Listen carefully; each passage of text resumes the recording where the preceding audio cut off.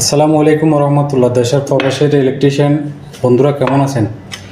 আমি প্রায় ভিডিওতে বলে থাকি বাংলাদেশ থেকে কাতারের কাজ 99% সহজ। তবে কাতারের মধ্যে আমার কাছে সবচাইতে একটা বিরক্তিকর এবং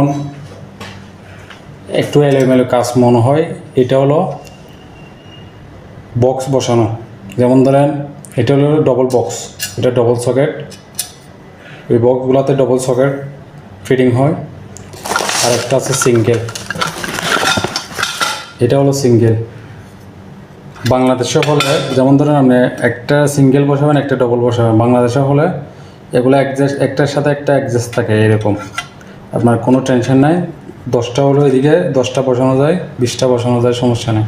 কিন্তু কাতারের মধ্যে দেখেন প্র্যাকটিক্যাল একটা জিনিস দেখাতেছি, এই বক্সগুলো যে বসেছে দেখেন অনেক এলোমেলো, এগুলো একটা একটা বসাতে হয়।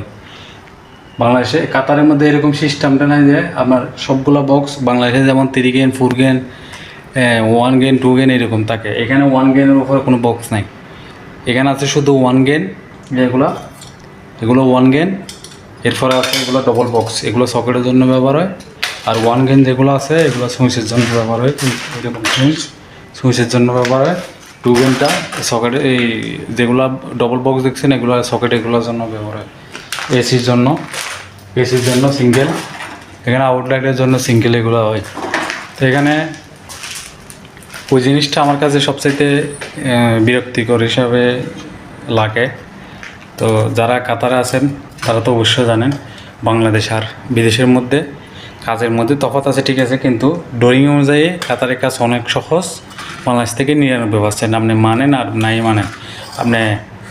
বন্ধুরা ভালো থাকবেন। এরকম ছোট ছোট টিপস, বিদেশি কাজের টিপস পেতে আমার চ্যানেলটি সাবস্ক্রাইব করুন, MK technician. Facebook, YouTube, Instagram, TikTok সবগুলোতে লাইক, কমেন্ট, শেয়ার করবেন। ধন্যবাদ। আসসালামু আলাইকুম।